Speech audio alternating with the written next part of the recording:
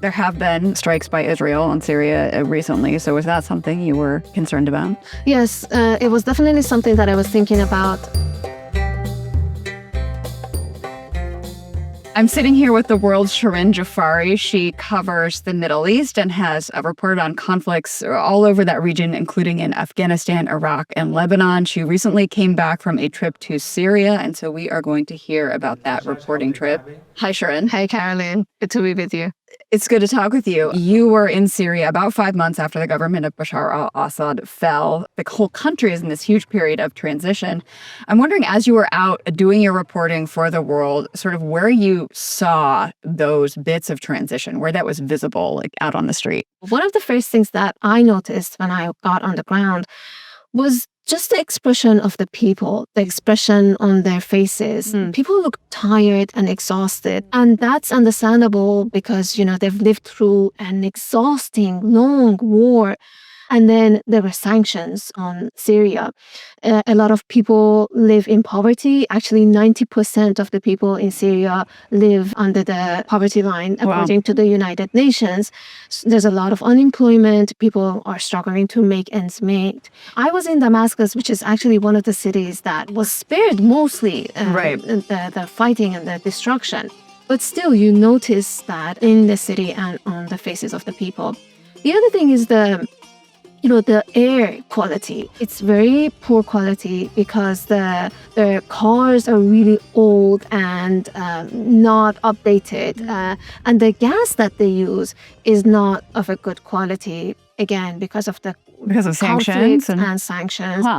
I didn't see any gas stations as we were driving around. So what people do to be able to drive their cars is that they buy gas from the side of. There are people who sell gasoline in jerry cans from the side of the road, and you have to buy that and put it in your car. So those are some of the things that you notice as you get on the ground and start talking to people and start doing your reporting. So this is not your first time having gone to Syria. Tell me about what it took to get there and how it is different to operate there as a journalist than it was, maybe the last time you were there. Yeah, so I was in Syria last spring, but in a different part of the country, in the northeast, which is a very different part of the country because that area is controlled by the Kurds. It's under Kurdish administration, and it's a different system.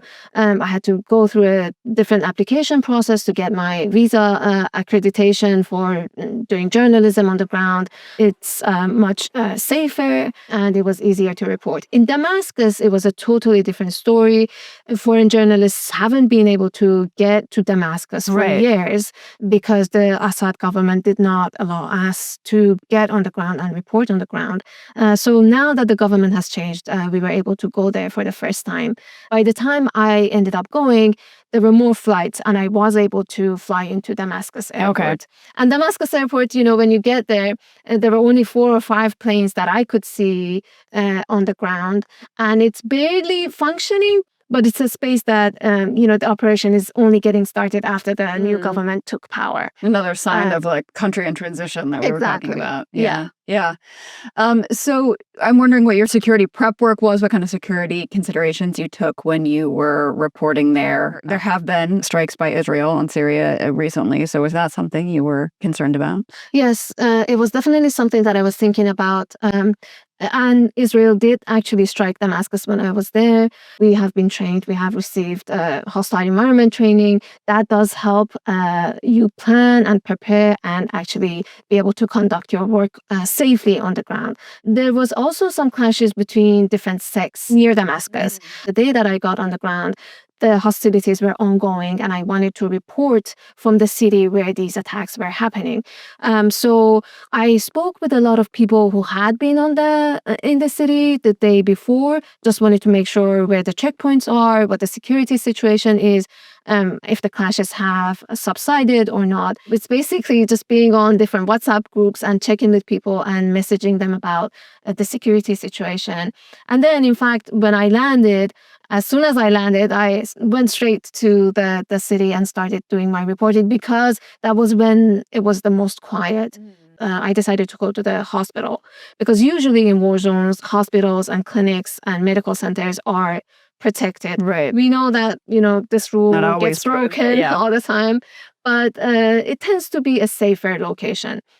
So, Shirin, I want to get into some of the reporting that you did when you were in Syria. One of the stories you told, which is just so compelling, and everyone should listen to this, was about the survivors of the chemical weapons attacks that Bashar al-Assad perpetrated on his own people. I'm wondering, as a journalist, what is really going to stick with you about that story? That was a very difficult story, Carolyn. And going in, I knew that this is going to be difficult because you're talking with survivors, and we had set up an interview with one of the survivors. And as we were talking to her, one of her neighbors shows up, and he starts telling us this story about his own family, which he lost. He lost all his family, four children, and his wife all died in the attack. I've done a lot of interviews, difficult interviews in my career, but the most difficult ones have always been parents who've lost children in this kind of horrific way.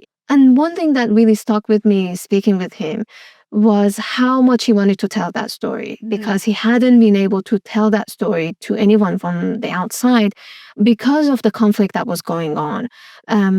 Syria is a place where people have experienced trauma after trauma after trauma, and they haven't been able to express and process a lot of these traumas for years. He told us about the things that he missed about his children. And one little anecdote that stuck with me was how he reconstructed the whole house except this one mirror that one of his sons had struck, and it was broken. He couldn't bring himself to replace that. He just wanted to keep that memory of his son. Broken mirror. Wow. So I think those details always remain with you as a journalist.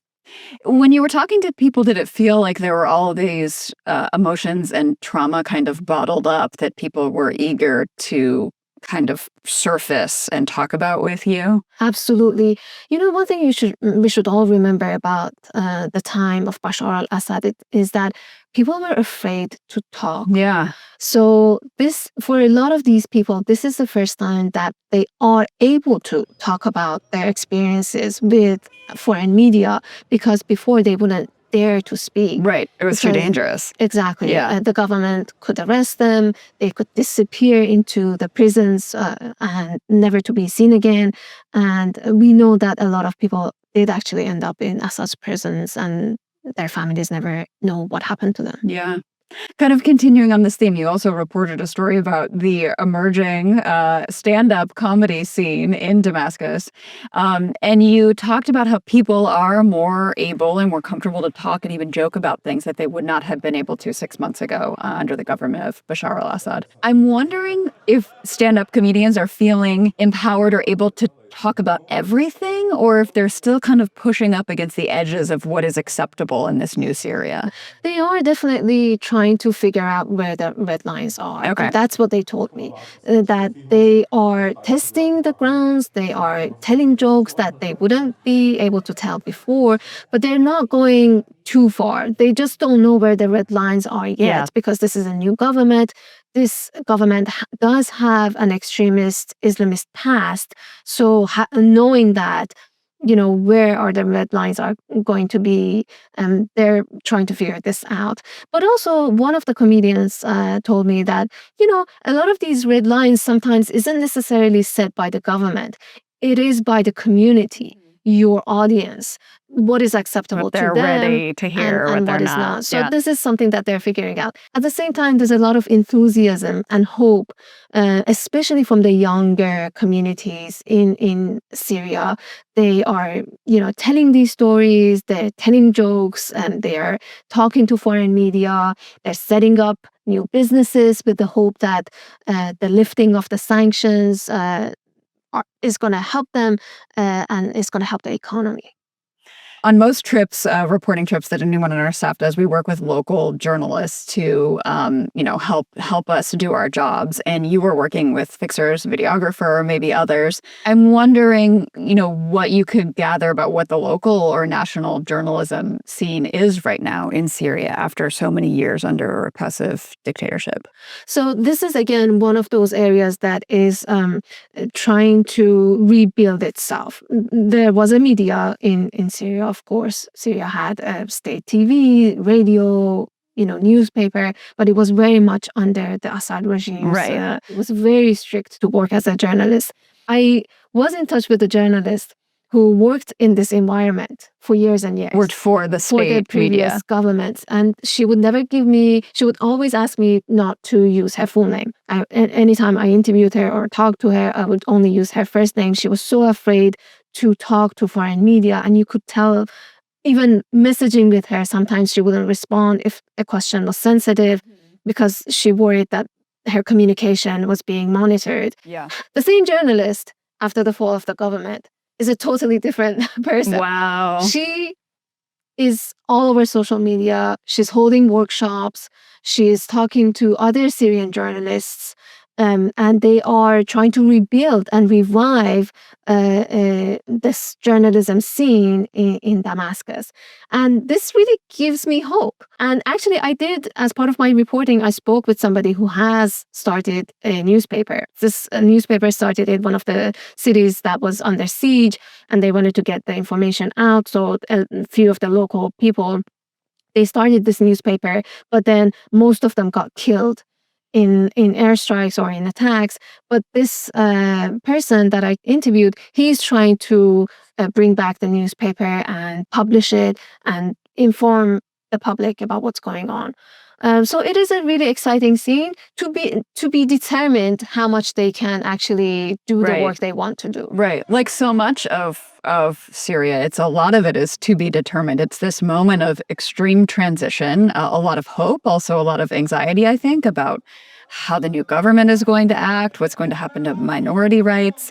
I'm wondering what you are going to be tracking closely moving forward, and if there are other sort of storylines you hope to report on as the transition continues. There is so much that I want to do. And of course, I'll be following these red lines, the comedians, the journalists, all of them. But also, I'm going to be watching the economic situation, because this is one area that Syria really is going to make or break Syria. Because once you have foreign investments, once you have the sanctions lifted, stuff like that, businesses started, this is going to help the people rebuild their lives, and it's going to make a huge difference in Syria. So I'm going to be watching that. The sectarian differences, I'm going to be watching closely as well. The relationship between Israel and Syria is something else that I'll be watching closely, because this is also impactful, and it's going to impact the future of the country. We've been talking about a lot of really heavy and real stuff here. I'm wondering if there's any little bit of joy or sort of a human moment from your reporting that you would like to share with us. Maybe something that didn't make it onto a radio story. Maybe a great meal you had while reporting or something like that. You meet so many amazing people. They will always stay with me. And of course, there is no place in the Middle East where you go and the food is not good. A perk of this otherwise sometimes difficult work. Thank you so much for sharing your experience and giving us a bit of a behind-the-scenes look at your recent reporting trip, Shirin. Thank you so much. It was fun. If you want to learn more about the work our reporters do in the field, there are more conversations like this one on our YouTube channel. Just subscribe. You can find lots of other content there about our reporting and the stories that the world covers all around the world. Let us know if you have any questions or comments for Shirin about her reporting in the comments. Thanks.